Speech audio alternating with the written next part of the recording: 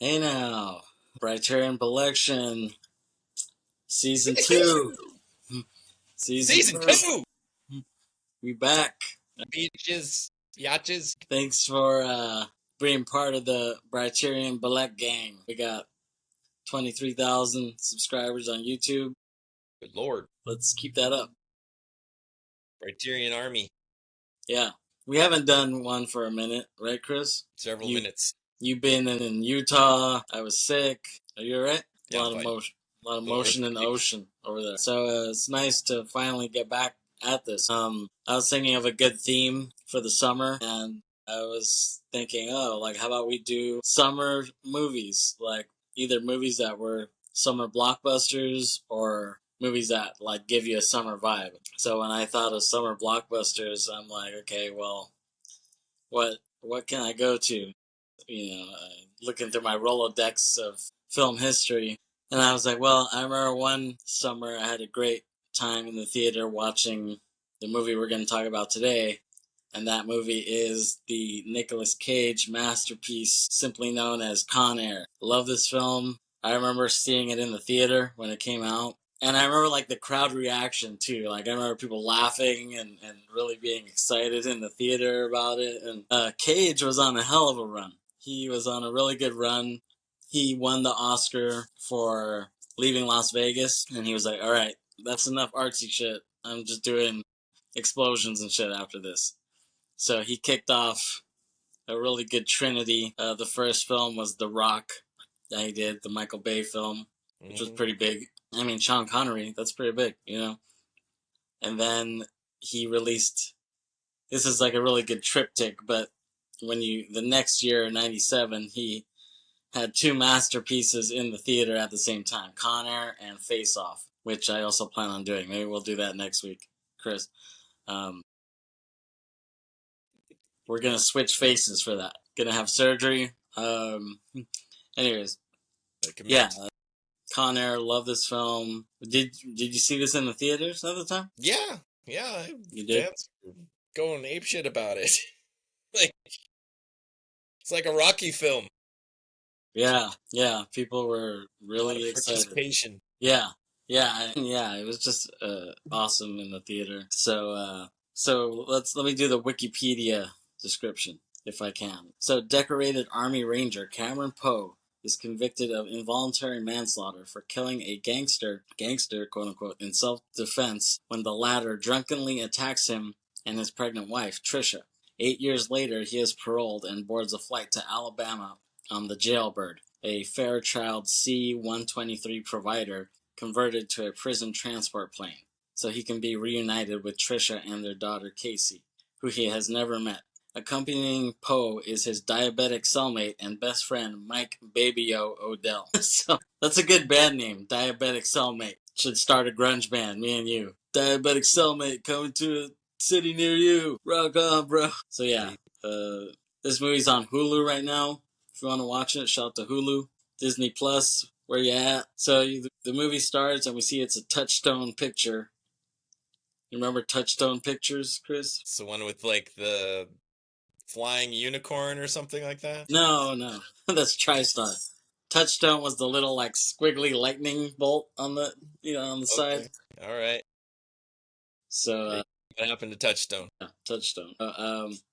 We see Cage. By the way, this film has a lot of pretty good editing. There's a lot of like sly montages in this where you're like, damn, you just saw like a million bits of information like in 2 seconds. You're like, oh shit, like it has really deceptively lightning editing. Like you get all this information, like oh shit, like that's partly why it was kind of so hard to take notes on this because it was like holy crap, I had to like pause every 2 seconds to like I'm like what the hell just happened? Like I had to really. I was so used to seeing the movie and just enjoying it as like a complete meal, So to actually like dissect it, I was like, Jesus, I had to watch this like frame by frame to pick up a lot of this. So we see Cage, and he graduates from the Army Rangers, and I guess this was the early 90s. It doesn't really say, I don't think, but we can assume that he was in the Gulf War, and I guess, that makes sense timeline-wise, because so if he was in that war and came back and did like 7 or 8 years in prison and the movie kind of came out in real time, so it was like 97. Like the movie takes place in like summer 97 when the movie came out too, so it makes sense timeline wise. So he graduates and just really quick ass montage that he graduates, he went to war, and now he's back home. So we see him back home in this country port town of Mobile, Alabama. Oh. Yeah, and his wife is a waitress, so that she's played by Monica Potter. Monica Potter, you like that? Like that, Kris? She's pretty foxy. Yeah, she kind of fell off. Like I thought she was gonna be a huge star, and it never really quite happened. You know, she's almost like kind of like Madeline Stowe. Like Madeline Stowe never blew up. You know, they're both kind of just relegated to playing Gary Sinise's wife and everything. You know what I mean? It's not the greatest filmography. You know. Yeah. But yeah, she should have been bigger. I know she did this movie where it was like If Lucy Fell or some crap like that. And it was like her with different guys, and one of the guys was like not Diego Luna, Gael Garcia Bernal, and it was just weird. It was just weird. I don't know. Her career never really panned out. But she still gets work. You still see her in random shows and random ass movies. Like I said, playing Gary Sinise's wife and everything, you know? Typecast. Yeah, exactly. Lovely wife. Yeah. A nice shirt, by the way. Rocking the madness. Yes. One step beyond. Yeah. We both saw them, right? You saw them somewhere? Yes. Yes, Just they were recently, amazing. right? Yeah, saw them at Coachella many moons ago, but still saw them. So yeah, his wife, played by Monica Potter, is a waitress at this restaurant bar, and then Poe walks in. Cameron Poe walks in. She sees him. They hug. They kiss, and he has this cheesy ass accent. I freaking hate his accent. It's like Casey. He studied to do that accent. He went down south. Yeah, I mean he's pretty south to learn that accent. Well, I love Cage as an actor, and sometimes he kind of does shit just to be cheesy, and I feel like this is that situation, you know? Because have you heard of his acting style? It's nouveau shamanic. That's his acting style. So he's like a nouveau shaman, and he's like trying to conjure up these spirits inside him, you know? But he's great. I love it. But yeah, he walks in, and some drunk jackasses at the bar is saying he would give half his life to be with that woman. And Cage, like, she's pregnant, so Cage listens on the womb. And he's like, oh my God, Casey. So we can see that she's pregnant, and they slow down. And then that drunk asshole walks over, and he's like, Trisha Poe, is this your Officer Huckleberry? And Poe is like, Pias. He looks at him, like, gives him this, like, death stare. But he's, like, trying to hide it, and that dude walks away, but then Trisha is like, oh, he's a regular. And then the guy's like, yeah, regular hound dog.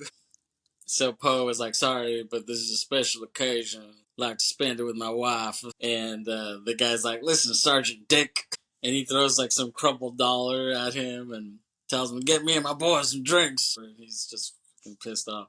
He's Pias, but his wife tells him he's not worth it. He's not worth it. Cameron Poe.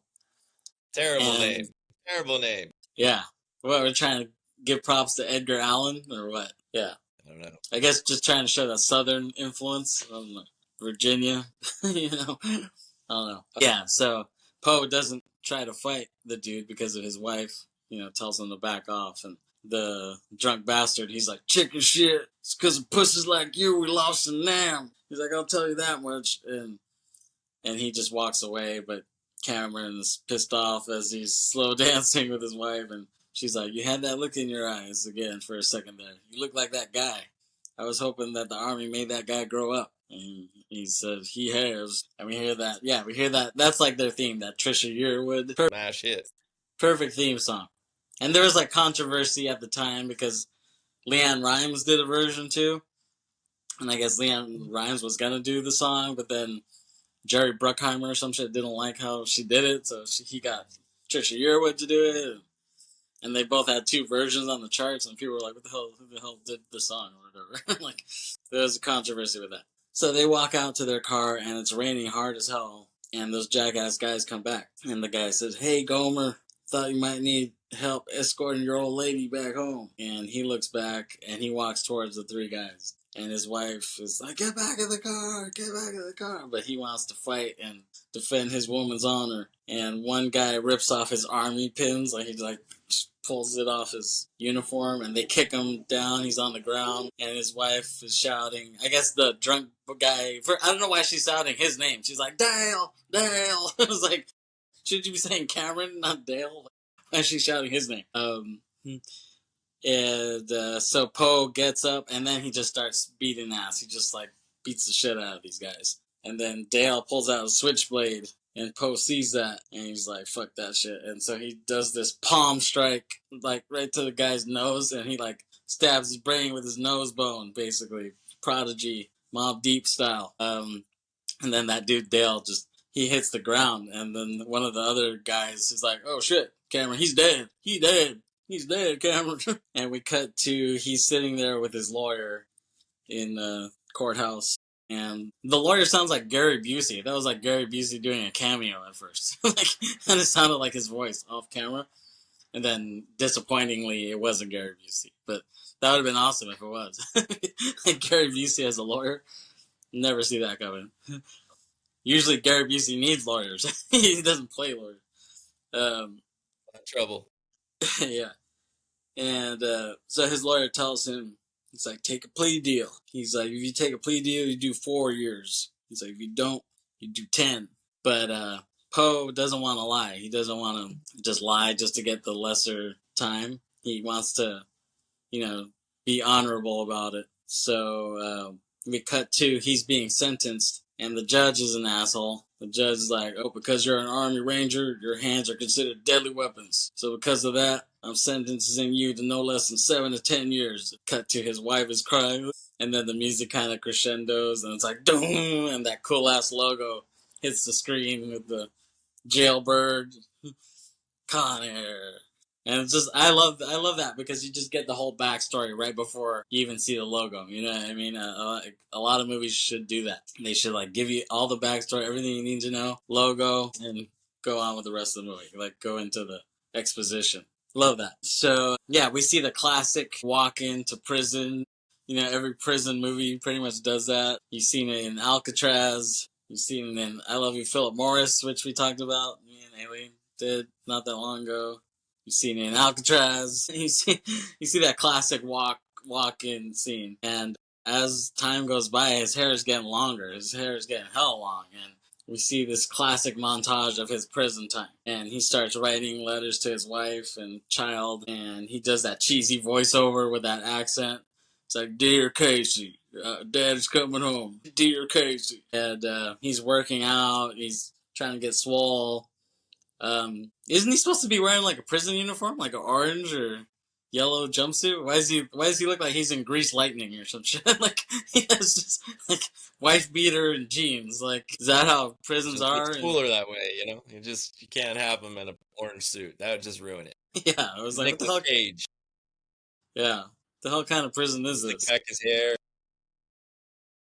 Yeah, I just thought he was gonna start singing R&B pretty soon or something. Like, he was dressed like DMX, and then Nobody knows the trouble I've seen. Nobody knows my sorrow.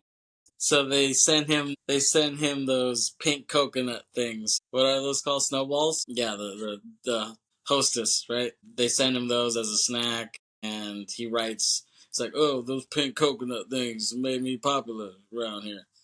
This guy Baby-O really likes them. So Baby-O is played by Michael T. Washington, Bubba Gump fame. Bubba Gump Shrimp. It's a household name. Yeah, he played Bubba. So he's been a good friend to white Southern guys in movies. That's like his default. And then we see his daughter grow up. In every picture that gets sent, she gets a little bit bigger. And just that montage of, Dear Daddy, Dear Casey, Dear Daddy, Dear Casey. Like, you just keep hearing that over and over. And he starts learning Spanish on tape. In prison, he learns origami. And he has that line, he's like, break out the fine china. Daddy's coming home to his girls forever. He says that. And then he's talking to Baby-O. And he's like, wow, I can't believe it. Like, finally get to go. And And Baby O's like, oh man, it's gonna be a long time before I see that. And he's like, oh, you'll get yours, Baby O. And then all of a sudden, Nicolas Cage turns into a member of Wu-Tang Clan, and he's like, "I'm going home, son." They start like hugging his son and shit. Where'd that come from? And yeah, we hear Casey. My daddy's coming home on July 14th. My birthday is July 14th. And what were you saying? What was the significance of that? Like that you were saying? A French Revolution. They freed all the prisoners from Bastille. Big revolution. Yeah, Bastille Day, right? All the criminals were set free. But I mean, were they trying to reference that with the story? Is that what you heard? I mean, kind of fits with the story. I don't just know if randomly that was the connected that. But somebody somewhere is typing on Wikipedia like, oh, I've discovered it. Okay, well, that's a good observation. I don't think anybody has mentioned that. We might need to do a double feature, this and the anime Belladonna of Sadness, which is like kind of loosely connected. And then maybe a triple feature, throw in Marie Antoinette in there, just to have this weird loose trilogy. You like the Marie Antoinette. Kirsten Dunst. The unrated version, please. Emmanuel plays Marie Antoinette or something. Emmanuel in Revolutionary France. Anyways, so he has the pink bunny, a stuffed animal that he's gonna give Casey, and yeah, his hair is hell long here, and with that receding hairline, like he almost looks like Gallagher. Like I feel like he was gonna come out and smash some watermelons in front of everybody. Like just that long ass hair with the receding ass hairline, and we see this plane is being introduced by some cop to some other cops, and then like we see this cute short haired blonde chick there, and she's one of the workers that he's explaining it to, and he's saying it like this is like the Titanic of planes. Like he's like, oh, this is the strongest plane you ever seen, security off the charts. He's like, it'll never get hijacked. Like he's truly trying to build it up. And then Baby O and Poe are riding on the bus en route to the Con Air plane, and the actress Rachel Ticotin is the guard on the bus. And I remember when I saw her here, I was like, what? Like, this is that chick who was on fucking Total Recall. I haven't seen this bitch in like 10 years. Like, all of a sudden, she's in Con Air? Like, what the hell? Like, that came out of nowhere. So, yeah, she plays one of the cops. She's like the guard. And, but at least she was in two great movies. This and Total Recall, those are two masterpieces. Come on. So, if you're only gonna get two hits, get two big hits. You know what I mean? Like, get two big home runs, not consistent crappy singles. You know what I mean? And I like how he says, Nick Cage is like, oh, as long as I get home, it makes no never mind. Like, just how he says that. It's really cheesy. Baby O tells her that he needs his insulin shot. And she's like, yeah, don't worry. But he's like really adamant about it. And she's like, yeah, don't worry. You'll get it on the plane. And he's like, fuck, like, I need my damn shot. And he's like really getting pissed off about it. And then we cut back to the plane being introduced. And then John Cusack, who plays Larkin, comes up behind the cop who's talking about the plane, and the blonde chick sees him, and he mocks the dude behind him, and she like kind of laughs, this like bit of flirtation between them. And then like that's the thing, I thought that chick was gonna like play a bigger part in the movie. She really doesn't. Like you just see her in that scene, and then you see her in like 30 more seconds of the movie, and that's it. Like they made her seem like they were kind of setting her up like she was gonna be Larkin's love interest, and you would see her a lot in the movie, but that didn't happen. And then I don't think I ever saw her in any other movie after that. You know, like, this is the only movie I ever saw her in, which was disappointing. I was hoping she would be more in this, or at least in other movies. Mm-hmm. And it's funny, because the fact that his name is Larkin, I feel like the writer must have been a baseball fan. Because, like, where else would he get that name? I never heard of anybody named Larkin, except for Barry Larkin, the baseball player. So he must have took that name from there. Kind of like in Seven Psychopaths, the movie, like Christopher Walken plays a character, his name is Kieslowski, and it was like, oh, I know exactly where he got that. He got that from Krzysztof Kieslowski, the director, because he just wanted to reference that. So if you see a lot of movies, and you'll see that they use last names of like people who are famous too, just because they have no other good ideas. So they wear their influences on their sleeves, you know? So the older cop is standing around with Cusack, and this nice-ass sports car pulls up, driving up, and the older guy is like, oh, where do you meet this guy? And that actor is Cole Meany, and he plays Malloy, Agent Malloy with the DEA. I remember seeing this guy for the first time, and he was like on Star Trek. That was like the first time I ever randomly saw his ass. And I wasn't even really a Star Trek fan, but I would just see his ass. Like, Star Trek would be on, and I'd be waiting to watch something else, and I would see this dude. And so when I saw him in here, I was like, oh, this is that fucking Star Trek guy. And I didn't realize he was Irish on Star Trek. But he plays a good, cocky a-hole in this. He's pretty funny. I guess just his, like, Irish Colin Farrell Oasis vibe, you know what I mean? Just, like, always got to be some cocky Irish asshole. And, always want to fight. Yeah, fighting Irish. Yeah. I need to fight!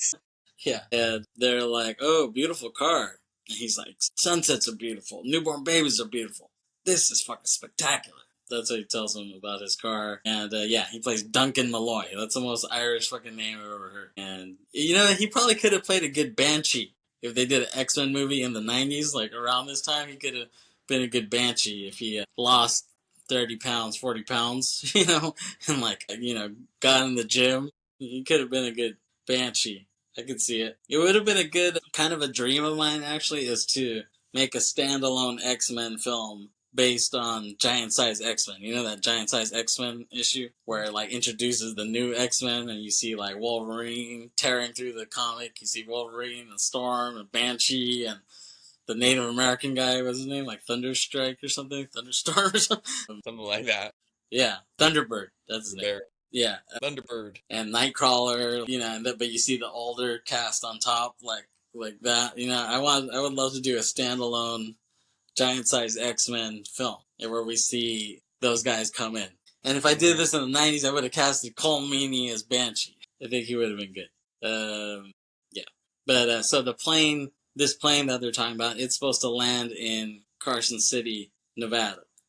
And Duncan introduces his agent, Sims, played by this Hispanic guy. I don't remember his name, but I remember seeing him on Dexter. He was on the Dexter, the show. And the plan is to get information from Sandino, who's the son of this drug lord. And that's why the DEA is involved. And Malloy asks Sims, he's like, do you have your gun? And Larkin's like, whoa. Like, you guys can't carry. I'm like, what do you mean? He's like, no, like, no weapons on this. There's a gun in the cockpit, and that's it. Nobody carries on here. And Malloy's like, what? They're all like, what the fuck?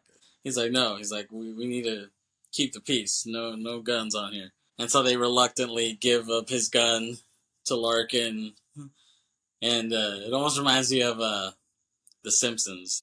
I think there was one episode where someone had all these guns, and they're like, okay, give me that gun, and that one. And that one, like pull out all these different guns. Like fine, like keep giving all these guns to the guy. And Larkin is like trying to give pointers to the guy Sims. He's like, don't make eye contact, don't be aggressive. And the guy's like, I got it. And he's like, don't make waves. He's like, I got it. He's like, Larkin, I got it. He's like, all right. He's like, you got it then. All right. So then Larkin introduces like the all-star criminals and murderers who are going to be on this flight. So, like, we see each guy coming down, and he, like, points them out. He points out, like, their stats like it's a baseball card. He's like, we got Billy Bedlam. He's like this white trash-looking dude. And even though the actor is really this Jewish guy, but he did a good job pretending to be white trash. And so he's, like, saying, oh, he's a mass murderer, caught his wife in bed with another man, and drove to another town to kill her whole family and her dog. And then we see Diamond Dog, played by Ving Rhames, and he's like an Afrocentric terrorist dude. He blew up a meeting of the NRA. He wrote a book in prison, Reflection in a Diamond's Eye. And I like how Cusack, he's like, they're talking to Denzel for the movie. It's just kind of funny how he says that. And then we see Cyrus the Virus, played by John Malkovich, the great John Malkovich, and he says your favorite line, like, they say he killed more men than cancer. He's like, but he did good inside. He earned 2 degrees inside prison, and then we see like the actual plane and the guy's getting on, and there's the jackass cop. I think he's like Guard Falzone. That's the guy, and he's inspecting their mouths before they get on the plane, and they lock up like all the heavy hitters like Cyrus and Diamond Dog. They lock them up in these cells on the plane. So they're all like individually locked up, and then we see Dave Chappelle walk up, who plays Pinball is his name, and he walks up to Guard Falzone, and he's like, "You're one skinny Negro." He's like, "Open your mouth," and then he opens it, and he's like, "Ooh, smells like someone shit in your mouth." And he's like, "He told me he loved me," and then he's like, "Get the hell out of here!" And he just pushes his ass on, and then Poe comes on screen, which is a very prophetic scene. Poe comes out, he gets off the bus, and he looks up, and you can feel him like taste freedom for the first time. You know, that cheesy. He closes his eyes. And Lloyd's like, "Who's that guy?" And Larkin looks him up. He's like, "Oh, Larkin, he's a free man hitching a ride home. He's a nobody." That's what he tells him. And so, like, it's funny that he calls him that, but he ends up saving the day, right? No stats on this guy. Yeah, he doesn't have any... 3 kills, that's it. 1 kill. Not even... Yeah, 1 kill. Yeah. Not the best, not the most fearsome dude there. So Poe walks up to get inspected by Guard Falzone, and Guard Falzone sees a picture of his daughter in Poe's chest pocket, and he's like, "What's this shit?" And Poe's like, "That's my daughter." And he's like, "No personal belongings on this plane." He's like, I don't care if it's a weeping mama Christ." He's like, "No personal belongings on this plane." And he's like, "Just to let you know, I'll be getting that back." He's like, "Are you telling me what I will or won't do, numbnuts?" And he's like, "You heard me." And then Rachel Ticotin, she's like, hey, like, back off. She has to, like, come in and break it up. And they're, like, staring at each other. Yeah, they're staring each other down as, like, Poe walks into the plane, and he's, like, looking up, pissed off at him. And then Baby O walks up, and Guard Falzone's like, "Oh, look at this fashion statement. Do-rag's gotta go, homeboy." And, like, pulls off his do-rag, and he's like, "Oh, like, I need my shot." And he keeps saying that. And then the inside guy, Sims, the DEA agent undercover, he's about to get on the plane. But then Malloy comes out of nowhere, and he's like, "Oh, I'll do him." Or he, like, pushes the guy over. He's like, "I'll do him." And he checks him, and then you see him, like, slide in the gun in his ankle. He puts it in there, and he's like, "All right, you're good. You're good to go." He lets him on the plane. He has his little ankle holster. And nobody catches that. nobody else paid attention while he was fondling him. You know what I mean? They're like, "Oh, he's got it, he's good. Okay, we don't need to pay attention." And then Chappelle Pinball is sitting down, like, he introduces himself to Poe, and there's a Native American guy sitting next to Pinball, and Chappelle, he says a lot of racist shit here. He says a lot of racist Native American jokes that I don't think would fly nowadays. It is kind of funny, the shit he says, but it's very politically incorrect. Yes. And then Cyrus meets Johnny 23 and speaks to him in Spanish from his little cell. And Johnny 23 is played by Danny Trejo, your boy, Machete. He's a great actor. I mean, I first saw him in From Dusk Till Dawn. Badass. Yeah, From Dusk Till Dawn. He's Robert Rodriguez's cousin, believe it or not. And yeah, he's like 80 now, but he still looks fit. Because I remember on the From Dusk Till Dawn commentary, he was telling Tarantino, Robert Rodriguez was telling Tarantino, he's like, "Oh, Danny Trejo, he's actually my cousin." And he's like, "Oh, he is?" And he's like, "Yeah." And he's like, "Can you believe he's actually 50? And he's like, "He's 50 there? Like, what the hell?" Like, but he's like, "Yeah, he's 50, but he has this big ass tattoo of, like, Zapata on his chest." And he's like, he's always been that way, but, like, yeah, like, he's 80 now or something. He's pretty damn old now. But yeah, and so Malkovich, Cyrus talks to him, and he's like, "Oh, like, you're Johnny 23, aren't you? Like, because you have 23 tattoos for all the rapes you've done." And then he's like, "Yeah." He's like, "They would call me Johnny 600 if they knew the truth." And he's like, proudly stating that, and he, like, sneers at Rachel Ticotin. He's like, "I'm gonna rape you." he kind of looks at her, and but then Malkovich, he's like, "Yeah, but that wouldn't have the same ring to it." He's like, "I despise rapists. You're somewhere between a cockroach and that white stuff that accumulates at the side of your mouth when you're thirsty. But I'll make an exception." Just like the ho-hum look on Trejo's face after he says that. Because he's looking at him all pissed off, but he's like, "But I'll make an exception." He's like, "Okay." He's like, "Okay, that's cool." So then Guard Falzone, he talks to the whole plane, and he's like, "Welcome aboard." It's like, "Wow, I see a lot of celebrities. I see 12 hard copies, for current affairs and a genuine Geraldo interviewee. And we see Ving Rhames like with his big ass smile when he says that. It's kind of funny. It's funny because all these shows, none of these shows exist anymore. There's no current affair. There's no hard copy. There's no Geraldo. Were you a big Geraldo guy back in the day? Can't say that I was. Yeah, he's been around for a long ass time. He was doing shit. Yeah. I think he did. I think he's been doing stuff at least since the late '60s. He's been doing shit. Yeah, and I think he was like on Fox News. At the end of his career. Yeah, something like that. Yeah, that was yeah in the '80s. It was like 84, 85. He had this big ass special. That was the end of his career. Yeah, pretty much. And then he was relegated to like Maury Povich type of shows after that. And then they're like, okay, just get the hell out of here. Yeah, he was like, we're going to open Al Capone's vault. And he had the whole world on edge tuned in for this. And like, we're going to open Al Capone's vault. And they waited like 3 hours. And then they finally opened it and there was jack shit in there. They're like, all right, we opened it. Like, there's nothing in here. It's horrible. Yeah, it was really bad. Yeah, it was really bad. So yeah, and that dude, yeah, he's talking about all the celebrities, and then he sees this neo-Nazi guy sitting there, and that neo-Nazi guy just like spits in front of the cop, and he's like, "Fuck you, pig!" And Falzone just like elbows the guy's head, and he's like gagging bags, Nazi muff, like he says, and yeah, he knocks the hell out of him. And then we see Diamond Dog pulling out some needle out of the skin of his palm, like he starts pulling something out, and you're like, oh wow.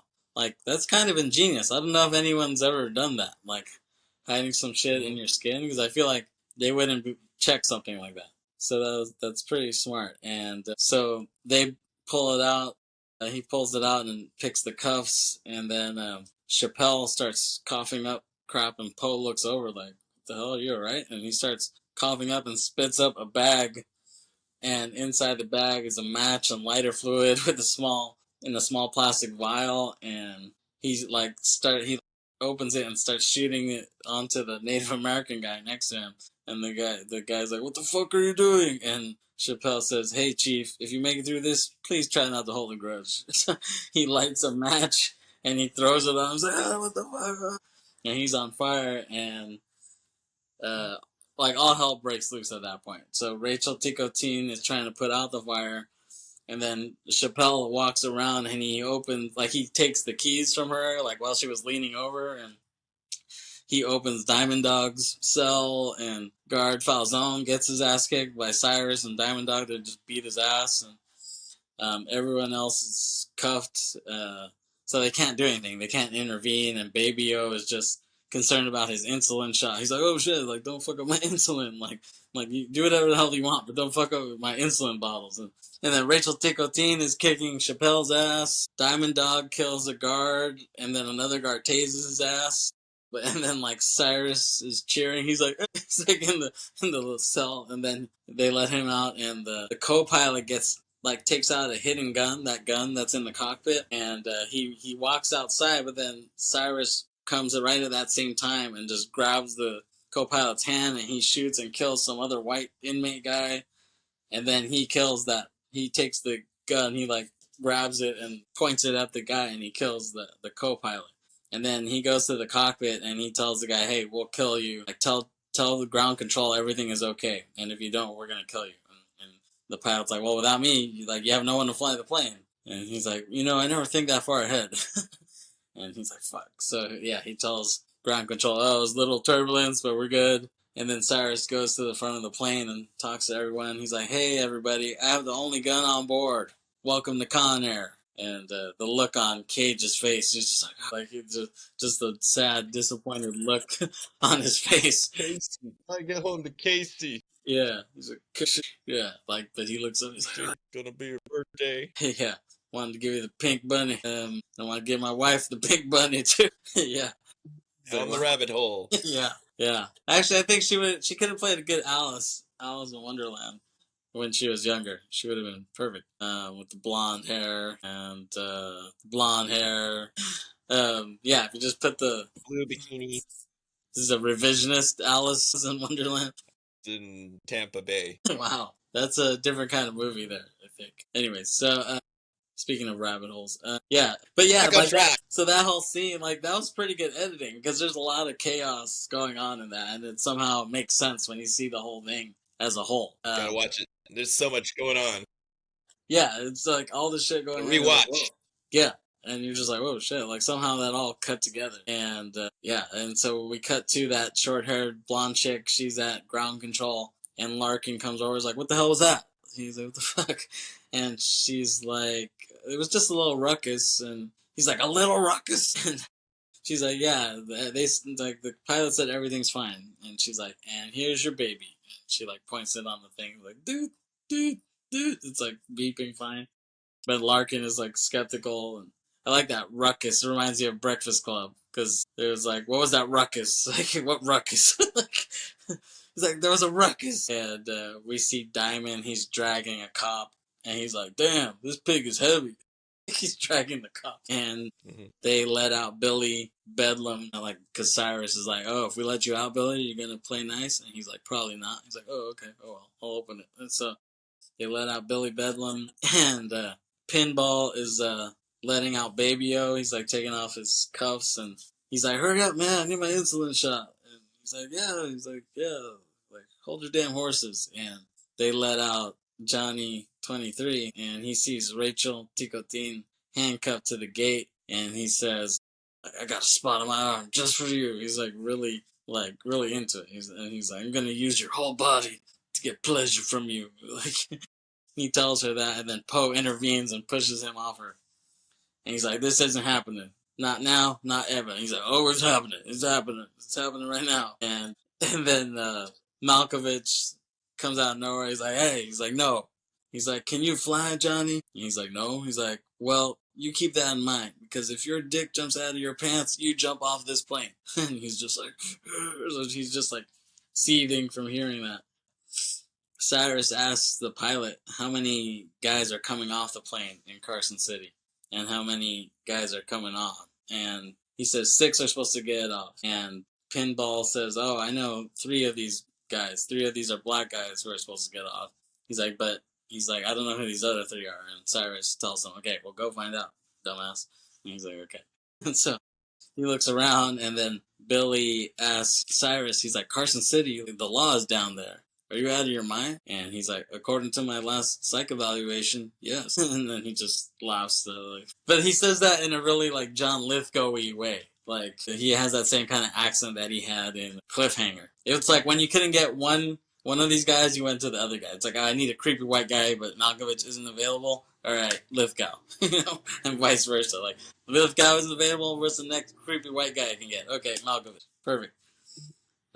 Yeah, it was like either one or the other. And so yeah, and Diamond Dog, he's talking to the plane, kind of. He's like, if you just stick with us, he's like, we're gonna go to a non-extradition country.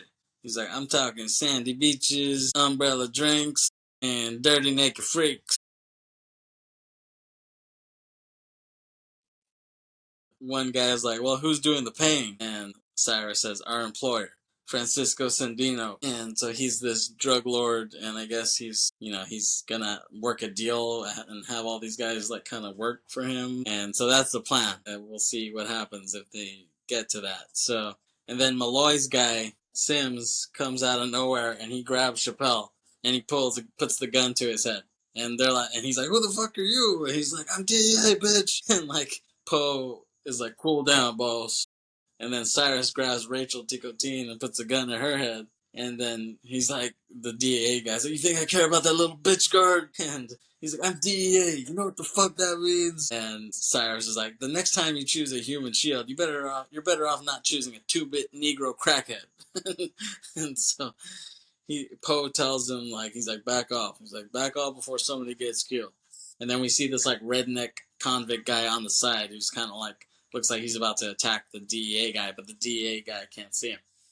And Poe was like, you know you're in a situation you can't control, right? And the guy's like, you think I can control this? And then the redneck guy comes out of nowhere, and the dude gets scared, and he shoots the redneck guy.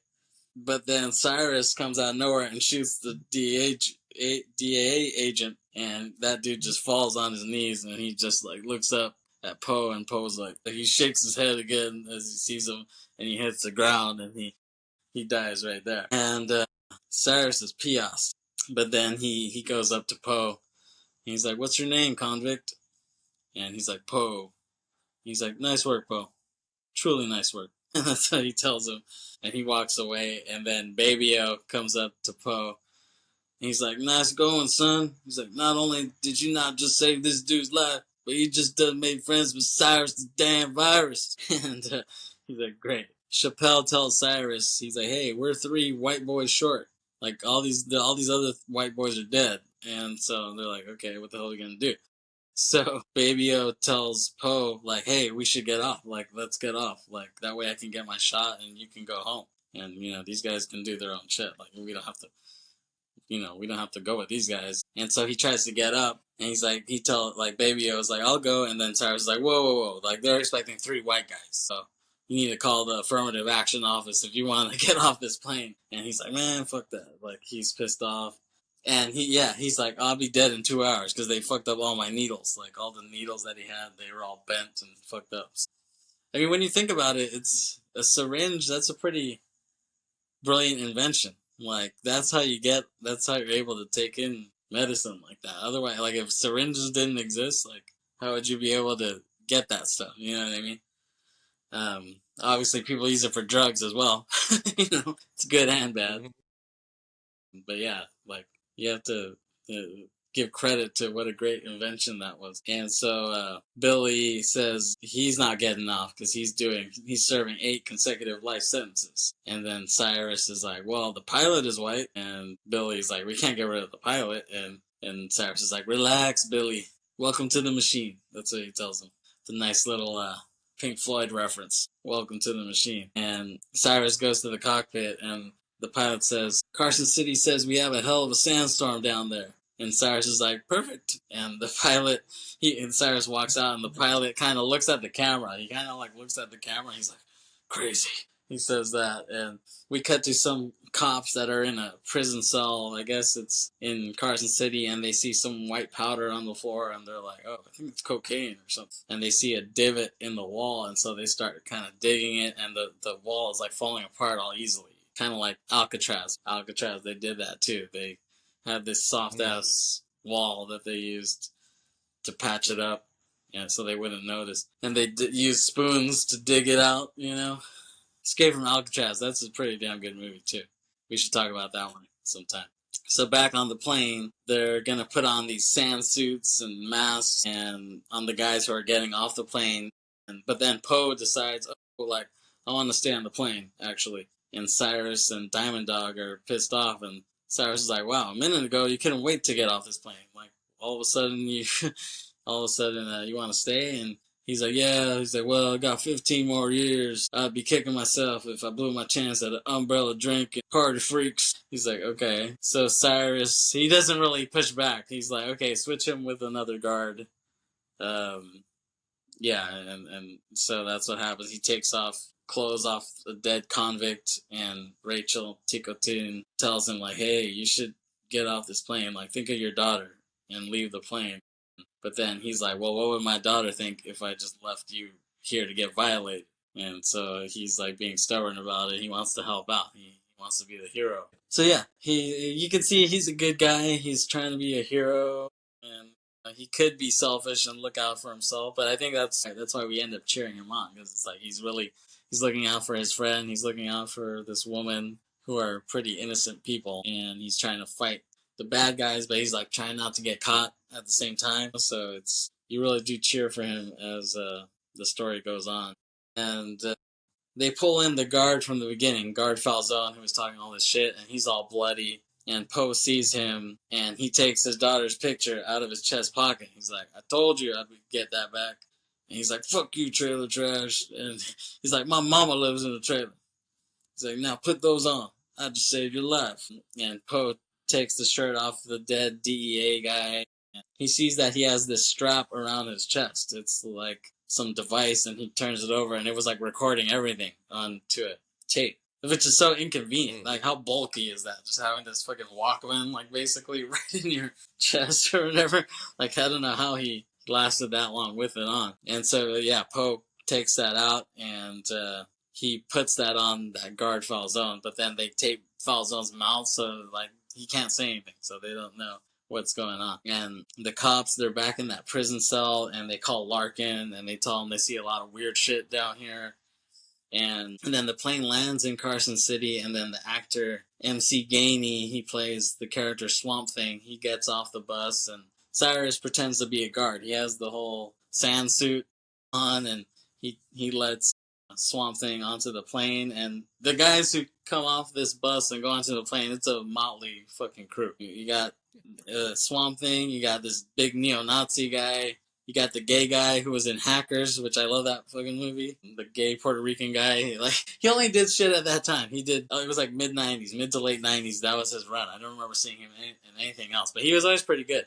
Because he did Hackers, he did Dangerous Minds, and he did this. And that's a pretty good run of movies. He made his presence felt. Every time you see him, you're like, oh, I know that guy. That's that gay dude from Hackers, that Puerto Rican guy from Hackers. Which we should talk Hackers sometime, Chris. And then you got Sandino's son. And then last but not least, they roll out this guy. Action. So last but not least, you see them roll out this guy in a stretcher, and he has a mask, and he looks like fucking Hannibal Lecter. You're like, who the fuck is this guy? And they're like, oh my god, it's Garland Green. It's Garland Green. They're like really building it up. They're like, oh dude, this guy. And then Baby O is like, oh, he killed 30 people all along the eastern seaboard. It's like, they say his murders make the Manson family look like the Partridge family. And then Poe is like, well, he's on the right flight, he says. And yeah, they put him on. We don't see who it is just yet, who plays the character, but we see that he's kind of a small, skinny dude. So you're kind of like, okay, well, this guy does that much damage? Like, okay, that's interesting. And speaking of Hannibal Lecter, so we go back to that prison where there's these cops, and they're like, they find this like puzzle thing. And it's like this Last Supper picture with the eyes cut out, and they call Larkin, and then Larkin, like, he somehow figures this puzzle out in 2 seconds, that if you put the eyes over the part of the book, you can, like, comes out with a code that you can write down. He figures this complex ass shit in 2 seconds. And so I feel like here they were trying to throw in like a bit of Usual Suspects, a little bit of like Silence of the Lambs, like trying to put in this like thriller aspect into this fucking blockbuster action movie, you know what I mean? So that they're trying to give it a little bit of a mystique kind of to it that those movies had. And then Larkin, he sees a letter, and he's like, it's in Spanish. It says from Bogota, Colombia. Swamp Thing gets into the cockpit, and apparently he has a pilot background, because he's like doing everything, and Chappelle is like, so, like, you know how to fly a plane? He's like, that's right. And then he's like, you've done this before? He's like, that's right. And Chappelle is like, damn, it's amazing what you white trash know.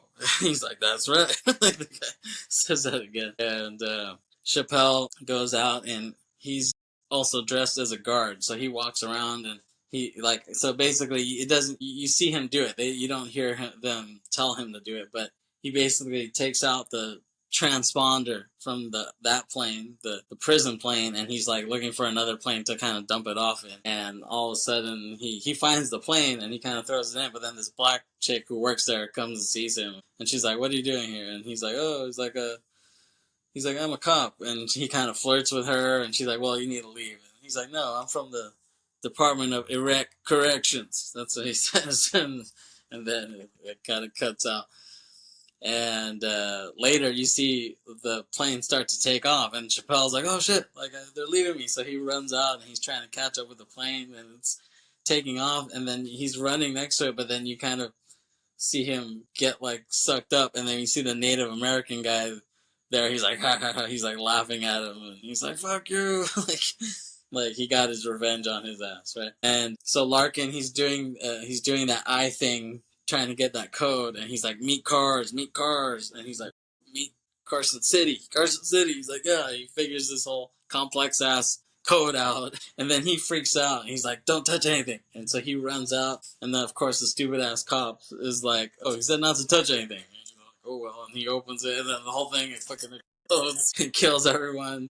and almost kills Larkin. Like Larkin ducks down, and then he looks up, and there's like this metal blade, like shrapnel, like right above his head, and he's like, "Oh shit!" So yeah, stupid ass cops opening up boxes when they're told not to. Stupid.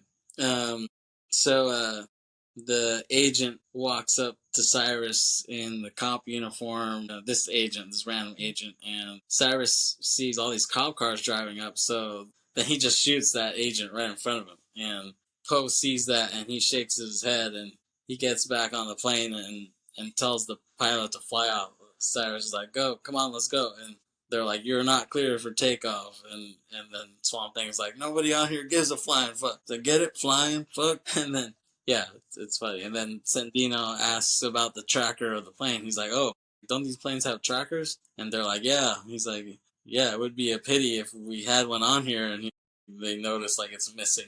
He's like, like he's like, "Oh, I see, I get it." Yeah. And on the ground, Malloy asks Larkin, "Oh, what happened to my agent?" And they're like, they told him, "Oh, they got him." And Malloy's like, "What?" He's like, "Yeah, he's dead." And he's like, "Fuck!" Like he's hella pissed off. And he's like, "Your guy carried a gun and he got himself killed." He's like, "No, you got him killed, fucker!" Like he's really pissed off. So then Malloy's like, he wants revenge. Instead of she wants revenge, he wants revenge. So like he's like, I need to get my ass over there. And then we see the plane again, and Garland is still caged. And Diamond asks Cyrus, "Oh, what do we do with this guy?" And Cyrus is like, "I don't know, but this is no way to treat a national treasure." And he's like, "I love your work." He tells him like he's an actor or something. And Diamond like trembles to like unmask him. And he's all scared, like unmasking him. And he does it, and then we see that it's Steve Buscemi plays Garland Green, and he's the scariest dude, the most craziest killer. And it's funny because that scene kind of reminds me of Ace Ventura 2, when Ace has to fight Tommy Davidson. He's like, he thought he was fighting the big guy, but then he turns around and it's Tommy Davidson he has to fight, and the big guy is like trying to take off his like blanket over him, but he's like, oh, he just gets scared and runs off or whatever. Kind of reminds you of that. Cyrus. Larkin calls Cyrus and says he's with Malloy, and Malloy is pissed. He's hella pissed, and so Cyrus asks Larkin, like, "Okay, like one of your bulls was onto us in Carson City. How?" And he says one of the guards faked a heart attack, and they found this recording device there. And he's like, "Damn it!" And then we see Mrs. Poe, Cameron's wife, and their daughter. They're in some office, and then some agent comes and tells her that there was a slight problem with her husband's flight, to say the least. And then, yeah, and then Diamond Dog sees Poe just on the plane, and he's like, "What are you thinking about, hillbilly?" And he's like, "Yeah, what am I thinking about?" He's like, "Oh yeah," he's like, "I was thinking, what's a black militant like you taking orders from this white boy for?" And he's like, "It's a means to an end, my white friend, the means to an end." He tells him, and then Larkin tells Malloy, he's like, "I think we have an ally on that plane. Like somehow, someone tipped us off on all these little things." And the guard Falzone said that there's an inmate named Cameron Poe, and he put the recording device on it. And Malloy's like, "An ally?" He's like, "These guys are criminals, murderers." He's all pissed off. He's like, "No, look at this guy's files." He's like, "He accidentally killed a guy defending his wife." He's like, "Any one of us could have been in that situation." And Malloy's just like, "Yeah, right." Like, he's just like pissed off still. And the other guy is like, "Okay, the question is, how do we bring the plane back down?" And Malloy's like, "Shoot it down." And Larkin's like, "No, we can't do that." And Malloy's he's pissed, and he's like, "Fuck you guys." And he just decides to go up in a helicopter himself, just to like try to take down the plane. He's like, "I'm going up here and I'm shooting these bastards." Yeah, Malloy tells Larkin to fuck off. He's like, "Fuck off, I'm leaving." So he goes up into the chopper, and then Cyrus, he tells the plane, like everyone on the plane, he's like, "In about 5 hours, we'll be flying over Mexico, but we need to change planes." Swamp Thing says the plane is dragging and they'll be late to the rendezvous that they're supposed to have with Sandino. And Sandino says that's unacceptable. And Cyrus tells Diamond, like, "Oh, check out the landing gear and see what we can do." So then Diamond tells Poe, like, "Poe, let's go check out the landing gear." And so they go back there and they look in the back, and they see Chappelle is frozen. He's like frozen in the wheels there, and Diamond's like, oh, Pinball got stuck over here. He's like, oh. And he's like, cut him loose. He's dead weight. And Diamond is looking at something, and then Poe, he finds like a Sharpie or something, and he starts writing. He starts Larkin, plane, learner, feel. He starts writing, and Diamond's like, hurry up, hillbilly. And then he keeps writing, and he's like, hurry up. He's like, he doesn't give him any fucking time to do anything. He's like, hurry up. And he keeps writing, and then he looks over, and he's like, hillbilly, gotcha. And then Poe's all scared, and then he's like, hurry up, man. And then he's like, all right. And he finishes writing, and then he just tosses Pinball out. He just throws him out the plane. And then we cut to we're on the ground, and we see this older couple driving around, and the summer days playing in the background. It's like on the radio. And some bird shit lands on the guy's car. And he's like, damn it. He's like, every time I get the car washed, some bird shit falls on it. And his wife is like, well, they say it's good luck or whatever. And then all of a sudden, boom, like this freaking dead Dave Chappelle falls on their car, and other cars crash into them, and they're somehow okay. They got really lucky that he didn't land right on top of them. He landed like right on the hood, and you could see his face. Yeah, that was a pretty realistic looking dummy. It looked a lot like Chappelle. And then on the plane, Billy Bedlam confronts Poe, and he's saying, he's like, your story isn't making any sense. He's like, you were in the queue? He's like, yeah. He's like, but you said you were doing 15 years. And he's like, yeah. And he's like, well, if you're doing 15 years, that would have put you on North Block. He's like, I never seen you on North Block, you know. And but then Poe tells him like, hey, like, he's like, there's a bunch of assholes I never seen on North Block, so just fuck off. And he's like, all right. Billy is kind of skeptical of it, but then Garland sees that whole thing, and he's like, he has anger issues. Like, you can blame it on his childhood, trauma. You never, who knows? And then he says all the stuff, and Baby O is like, what's wrong with him? Poe says, my first thought would be a lot.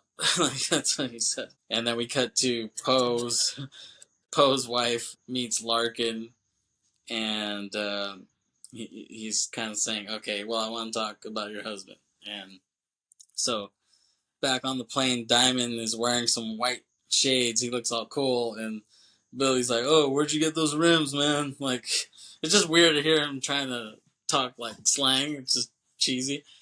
And so Diamond is like, oh, personal shit's down below. And that gay dude is like, hey, those are mine, or whatever. Like he stole those shades from the gay dude. And then he's like, finders keepers, bitch. He tells him that, and then he's like, man. Like, he says that. And then Larkin asks Poe's wife, like, oh, why do you think he wouldn't get off the plane? And she's like, oh, I have no idea. Like, and he's like saying, oh, well, some inmates don't want to leave prison. They get so used to it. And she's like, oh, he wouldn't do that. He's been writing letters to us every day. He's really looking forward to going home. I don't know why he wouldn't leave the plane. So he's kind of like, okay, that's kind of interesting. So, and then we cut back to the car that Pinball landed on, and a cop on the scene calls Larkin. He's like, hey, I'm here to talk to you about a corpse that fell from the sky. I don't think he's an astronaut. And Larkin's like, okay, well, what does this got to do with me? And the guy looks over. He's like, it's got your name written all over it. Perfect acting there. I love that. Like, he did a really good job. Like, and it's just funny that he says it like that, because his name is literally written on it, right? So then Larkin storms out. He's like storming, and he calls Malloy, and he tells him, like, hey, these guys are going to Lerner Air Base. And Malloy's like, what? No. He's like, you're full of shit. We got to read on them. We got the transponder. We're following them. And obviously he's a dumbass, and he won't listen to Larkin. So Larkin's like, no, it's going to go to Lerner Air Base. And then Malloy's just like, fuck out, Larkin. And he just hangs up the phone. And so Larkin goes to like the pilot area, the hangar, and he sees some guys there. He's like, hey, guys, I need a plane or a chopper ASAP. And they're like, hey, like, so do we, but we don't have any. And he's like, shit. He's like, I need to get to Lerner Airfield in 50 minutes. And they're like, hey, well, if you have a fast car, you could make it. And he's like, like he walks around and he sees Malloy's car there. And he's like, perfect. So he takes off in Malloy's car, and he just hauls ass to the airfield. He just has his foot on the gas the whole time. No brakes at all. He just hauled ass over there. And Larkin, well, we see Billy, we cut back to the plane and we see Billy reading a letter that Poe got from his daughter. And he's holding the pink bunny. He figured him out. Because he's found out that everyone's personal shit is down there. So he snooped around and he found that. And Poe sees this and he's like, put the bunny back in the box. And Billy says, yeah, like Billy's like, I knew he was a punk. That's what he says. I knew you was a punk. He's this Jewish guy playing a white trash guy, and he's talking like he's black. Like, what the hell? Just weird. And they get into a fight there. They get into it, and then Poe kills his ass. Like, there's like some metal rod sticking out, and he just like pushes him into it. And he's just like, oh, shit, and he dies there. And he's like, why couldn't you put the bunny back in the box? He tells him, and great line. Yeah, and then Poe comes back, and Garland knows that he killed him or something, because he tells him, he's like, most people kill out of necessity, but the great ones, they do it for the love of the game. The great ones like Manson and Gacy and Ted Bundy, like, he's making it seem, he's glorifying them like they're baseball players of yesteryear, you know what I mean? Like, they should be doing HBO documentaries on this shit or something like that. And yeah, and Poe was like, don't talk to me. He's like, I'm not like you or them.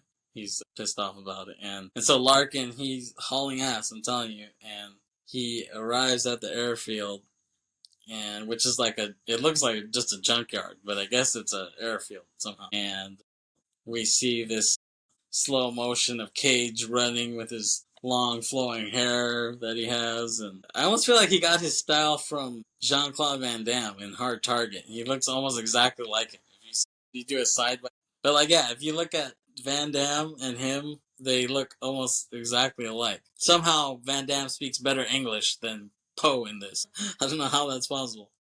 So yeah, the jailbird flies in and kind of crash lands into this airfield, and like they're like a couple feet away from this big ass propane tank, and they barely miss it, and they're like, oh shit, okay. And then they all get off the plane, and Larkin is there, and he's hiding out kind of, and Cyrus is like, thank you for choosing Con Air.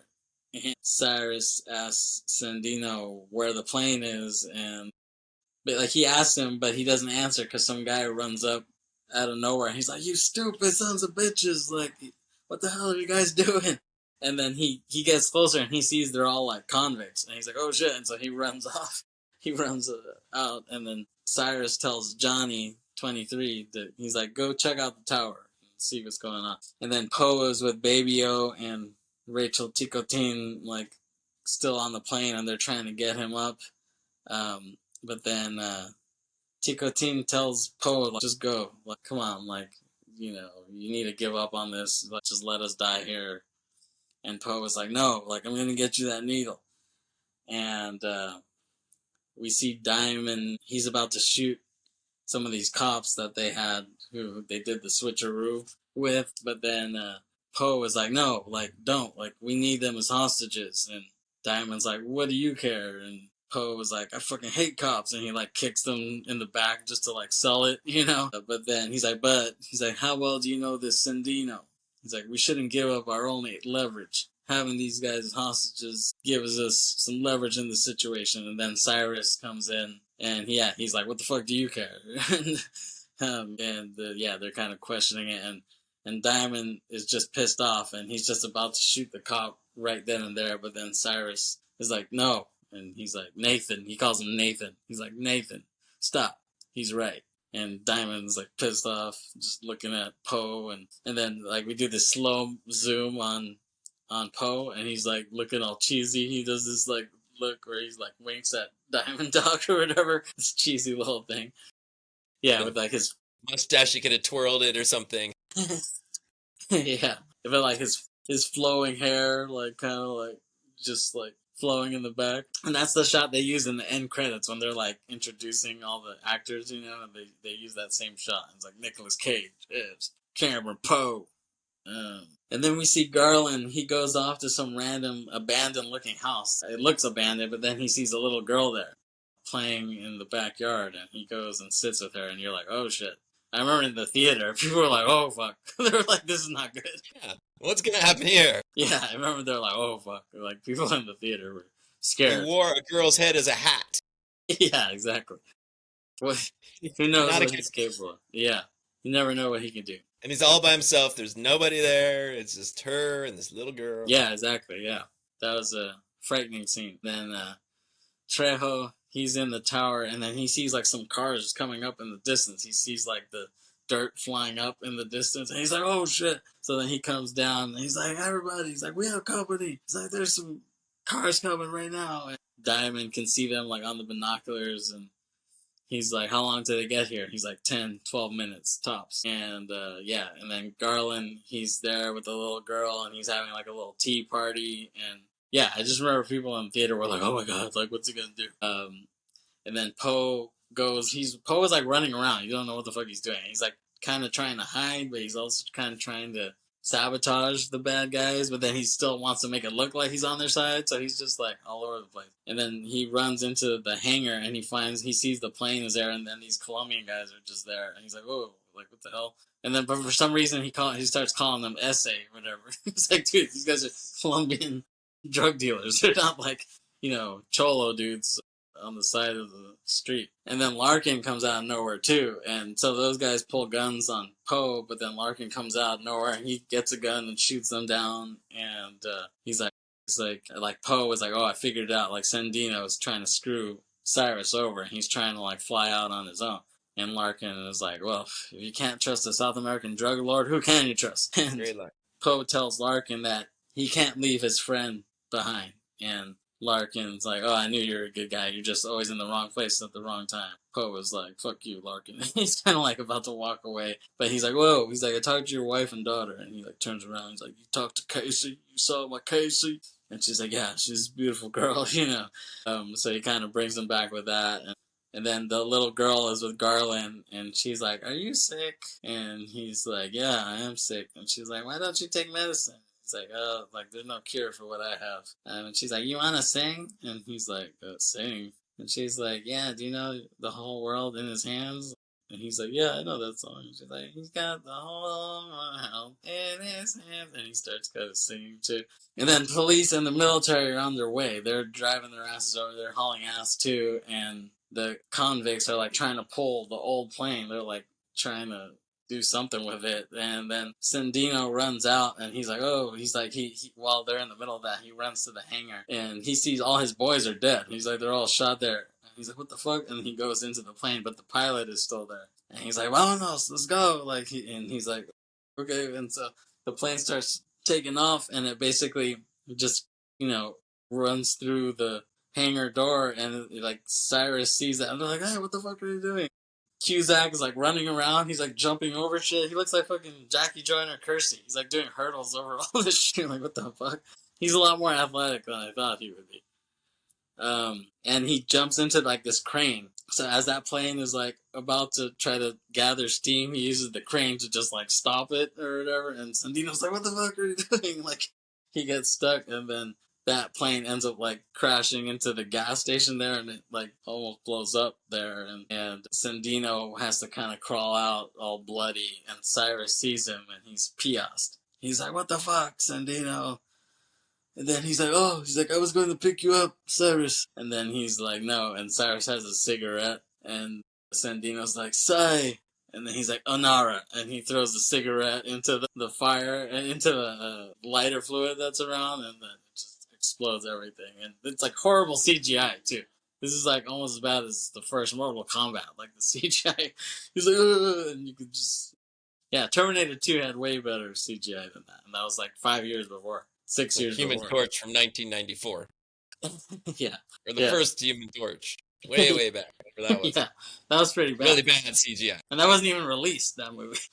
That's how bad it was. It never saw the light of day. Yeah, exactly.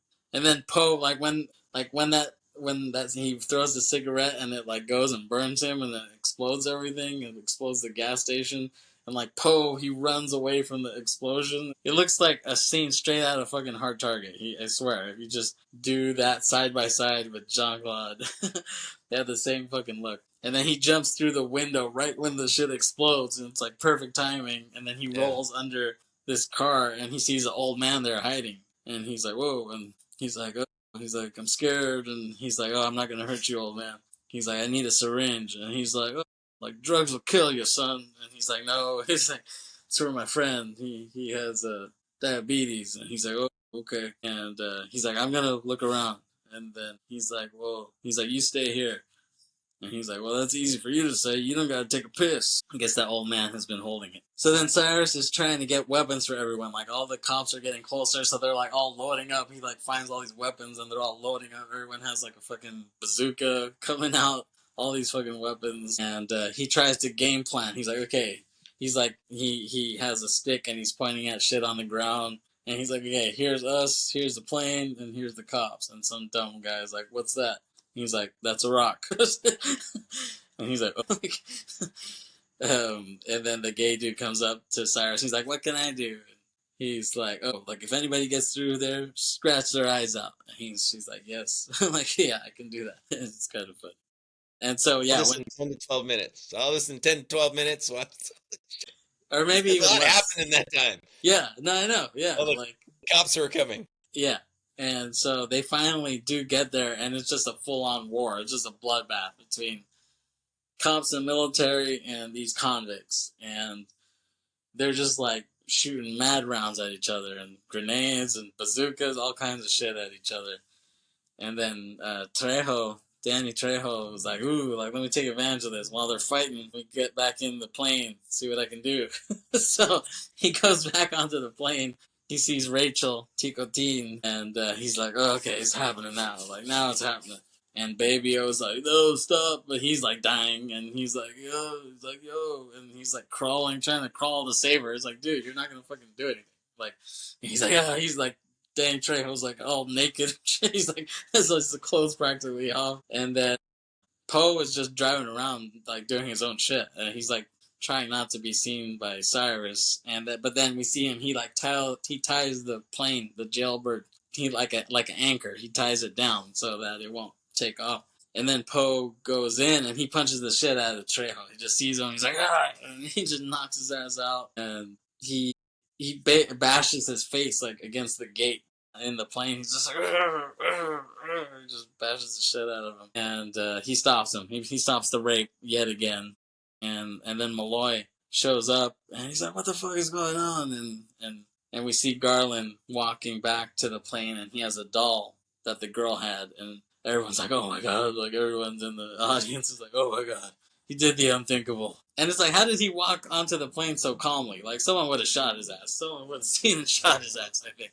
Somehow he was able to walk hella slow and just get on the plane so comfortably. He got on that plane more comfortable. Mentally disturbed. He's got a doll. There's something wrong with him. They don't want to hurt the guy. He got on that plane more comfortably than the average person who gets on a plane. Like, he got on it just easy as hell. And then so, like, they notice they're trying to take off, and they're like, what the fuck? Why is it not taking off? And then Cyrus and Diamond notice it, and it's like, what the fuck? It's tied. So they, like, shoot it off, and they, like, liberate the plane.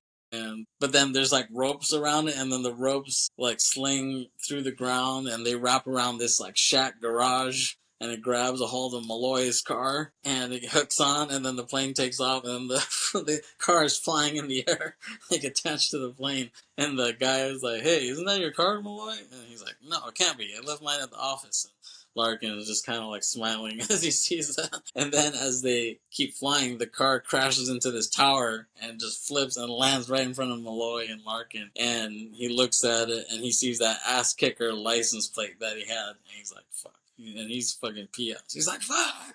And he yells at Larkin. He's like, fuck you! he's so fucking pissed. And then we hear this, and so Sweet Home Alabama kicks in on the soundtrack, and then the gay dude is dancing like in front of everyone. He's dancing, and then we hear Garland. He says, define irony.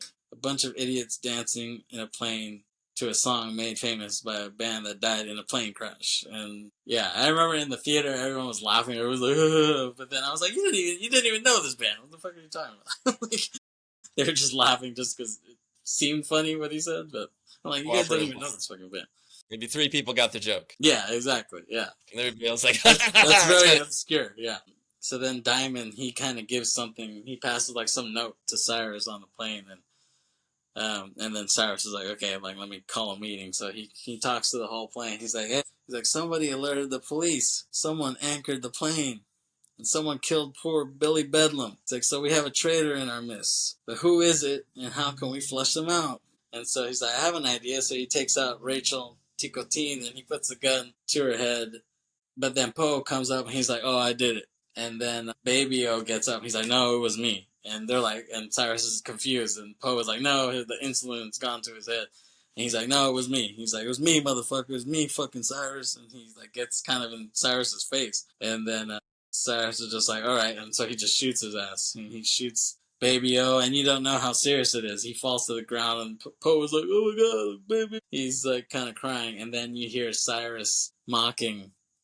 Because I guess he knows the whole thing. He read Poe's letters. So Cyrus is like, my daddy is coming home on July 14th. My birthday is July 14th. He starts like kind of mocking that. So Cyrus knows that it's Poe at that point. He's the traitor in his myths. And the door of the plane is like completely broken off. Like, that's crazy. Could it even fly like that? Like, that's some X-Men Blackbird shit when like the back of the plane is like open, you know, but those guys can fly. These guys can't fucking fly. So, and then, yeah, Cyrus, he has the bunny, and he's like, freeze, or the bunny gets it. He's like, gonna shoot the bunny. But then all of a sudden, Larkin and Malloy come out in helicopters behind him, and they come out of nowhere, and like, Malloy's like, shoot the fucking plane, and Larkin's like, no, don't shoot the plane, like, don't. And they're kind of arguing with each other, but they're in two separate choppers, and Poe walks through everyone. He's just like, I guess he's so pissed off that anyone who gets in his way, he just like punches the shit out of him. And then some neo-Nazi guy tries to shoot him, but he misses, and then he punches the shit out of that guy. And then he just goes into the cockpit, and he locks Cyrus like in this back area, like he can't get through to the cockpit. And he goes in, and then the gay guy tries to jump on Poe, but then he just like bitch slaps him, and he just falls down. And then Poe enters the cockpit, and he tells Swamp Thing, he's like, land this plane. And he's like, well, where's the virus? And he's like, well, I'm the new captain now. And so by now the plane is hella close to the Vegas Strip, and they're going to have to land there. But Swamp Thing tells Poe, like, hey, like, this engine is shot to shit, so this is going to be a crash landing. Like, everybody better hold on to their ass. So, yeah, you can see the Strip is right there, and it's nighttime at this point, and then it starts to descend, and then it just hits the Hard Rock Hotel. The guitar, like, breaks the guitar, neck of the guitar, and it just starts, like, rolling through the streets. It's, like, hitting buildings and crap and destroying all this crap, and it goes to, like, the Sands Hotel and Casino and just, like, crashes through there, and Cyrus is Pias, so he wants to, like, he knows the kind of the game is over, but he, like, wants to kill Poe out of, like, posterity. He's like, damn it, Poe. He's like, fuck you. He's, like, about to shoot him. But then the plane crashes even more so, and he kind of, like, everyone kind of falls down, and then the cops are surrounding the whole place. And we see Poe on the ground, and he looks like he's dead, kind of. People get closer, and then he turns around, and he gets up, and he isn't dead, and he carries Baby O on a stretcher, and he's like, you'll be okay, man. Baby O seems okay. And then we see Cyrus, like, crawling under the plane, and Rachel Ticotin is there. She survives, and she asks Poe what he plans on doing now, and he's like, well, I don't know, I'm trying to see if I can meet my family. And she kisses him on the cheek and says thank you, and he's like serene in that moment, and she's like, hey, Poe, next time, take the bus. And he kind of has this cheesy smile, and then we see his wife and daughter come out of this plane, but he's still too far away from them, so it's not like he's seeing them right at that moment. And then we see Cyrus, he's like on top of a fire truck, and you're like, what the fuck? Like, what the hell's going on? But then Larkin and Poe see him. They're like, oh shit. Like, and so they just hop on these random motorcycles together. Like, all of a sudden these guys know how to ride motorcycles, and so they just like take off after him. And then Swamp Thing is like driving the fire truck. He's driving it, and then Diamond Dog is there too, hanging out. Like, they got the whole band back together for this. And the fire truck goes into a tunnel, and Cyrus uses the water hose to shoot at him. And he's like, shh, like, trying to shoot them down. Poe climbs onto the truck, and so does Larkin. And Poe is like hanging like a rag doll. He's on like the ladder, and Cyrus is like trying to knock him off the ladder with this stick that he has. But then Poe grabs the stick from him and he like stabs him in the ankle. He's like, "Oh fuck!" He gets him pretty good with his sharp ass stick, and then. But like Cyrus, he has like 9 lives, so like Poe gets up and they're fighting on top of the fire truck in motion. They're kind of like wrestling, and then the truck kind of comes to a stop, like it crashes into something, and then Cyrus gets ejected from the truck and he lands on some electrical wires and he gets like electrocuted or something and he falls down. And then Poe jumps off the truck like right when it explodes, like right as it explodes, he jumps off like, whoa! And then Cyrus It's like is still alive. Something that's happened so far. Yeah. It's like the 5th escape from explosion he's had in this movie. I know. He has the best reaction time for explosions. And then Cyrus, he's still alive. He's on the ground. He's still alive. You're like, what the fuck? But then he's in some like compressor shit, and he's like stuck there. It's like some compressor thing that compresses junk. And then he kind of looks up and he's like, oh shit. And the thing just like comes down on him. Finally fucking kills his ass. Dude, this guy had like 50 lives in this. And then we see the bunny that he was going to give his daughter is like rolling in the gutter. It's like all this water is carrying it down and it's about to fall in the gutter. But then we see this hand reach out and it grabs it and it's Poe. So he picks it up. And what's funny is that this random cop, he finds that doll that Garland had. He's like, that's weird. This was on there. He's like, this is a weird thing to have on a plane full of hard asses. And so Malloy and Larkin kind of make amends. They're kind of like, yeah, good job. You know, and I was riding your ass, but you did all right. And he's like, that car wasn't me anyway. It made me look like an asshole. So he's like, I'm glad you fucked it up. And then we hear Trisha Yearwood, the song kick back in. Poe looks across and he sees his wife and daughter, and it's this beautiful shot with the neon casino lights as the backdrop. And they look at him and he looks like shit. He's all fucking dirty, wife beater, jeans, long hair with receding hairline. They're like, geez, this is my dad? She's like, he looks like crap. He's like, I got this for you, Casey, the wet bunny. And Trisha's like, take your dad's gift. And she's kind of like skittish about it, but she's like, okay, like I'll take the gift. So she takes it, and he says, happy birthday, Casey. And then she's like so touched that she ends up hugging him, and then he starts to cry, and then his wife like kind of starts to cry and she hugs him, and then they all cry in this family hug out. And Larkin sees this and it's like a Kodak moment. He smiles a little bit and then it just kind of fades out. And then all of a sudden we see this craps table pop when it pops back up.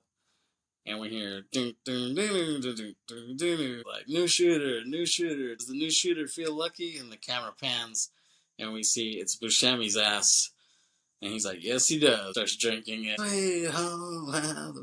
Like it just kind of ends there. And I remember the theater being like, clapping. The child killer is free again. Yeah, exactly. Lovable. Yeah, such a lovable Steve Buscemi, child rapist killer. Yeah. But yeah, so that was Con Air. And then we see the credits. They're kind of like that Predator style of credits where you see a little clip of the guy, you know. And like I said, it ends on that cheesy shot of Cage and he's like looking back and he like winks and he's like, like he's looking back at Diamond Dog. And that was Con Air, you know. Like I said, it's part of his holy trinity, his holy mid-90s trilogy, along with The Rock and Face Off. He had a nice little triptych there. It's one of the best runs, I think, of action I've seen. You know, from a guy who you never really expected to do action, right? Yeah. Yeah, that was a surprise. Yeah, when he was doing fucking Moonstruck, you weren't expecting this guy to do, you know, blockbuster action movies, you know? And, you know, his career kind of had ups and downs. I know he was a big comic book guy. He was really into comic books, so he had, like, all those first issues. He had, like, the first Superman, first Spider-Man. He had all that stuff. But I think he sold it all because he was like, I'm too old for this shit and I need the money. So he kind of sold it all off. He sold all that. And then he was going to play Superman because Tim Burton was going to do a Superman movie like in the late 90s, but then it never happened. But he just looked weird. It was just him with this tight-ass suit and this long-ass hair. And you can Google it. You can Google pictures of it. It just looked weird. Yeah, I don't really see him as Superman. Yeah, I don't either. Yeah. Kind of smaller stature. Yeah. his career has had kind of ups and downs, but to me, he's had a recent Cage assance. He's had some really cool stuff recently. I feel like when he did that Mandy movie, that kind of he was like, okay, I'm just gonna do these art house, grindhouse movies, and I'll do some B movies too. But he's had a good run with that, and probably my favorite was the self-reflexive, the unbearable weight of massive talent. That was just the shit. Tight. Love that movie. We should talk about that sometime. Yeah, great film. Any last words on Con Air, Kris? No, it's a classic film. Gotta check it out. Yeah, you can check it out on Hulu right now. On a big screen. You gotta see it on a big screen. Yeah. With all the sound and the noise and the explosion. Yeah, if there's a second run theater, like if you're in a big city or even a small city that still does like shows like classic films, you should try to check it if it's gonna play there. But especially if you're in LA or something like a Tarantino's theater, I'm sure he plays it a lot. You can watch that. He might even do a double feature or a triple feature with these 3 movies. You never know. But that would be a fun day to spend your day with Nicolas Cage. Yeah, for sure. Yeah. He's the man. Yep. All right. That's about it for us here. Thanks for tuning in to Briterion Bollection. Join the Bollect game. Follow us on YouTube. Follow us on Spotify. But don't follow us in general. Don't stalk us. Just follow us socially. Yes. Pleasure talking with you, Kris. Thanks for making the time for this. And we'll see you next time. Peace. Ciao. Late.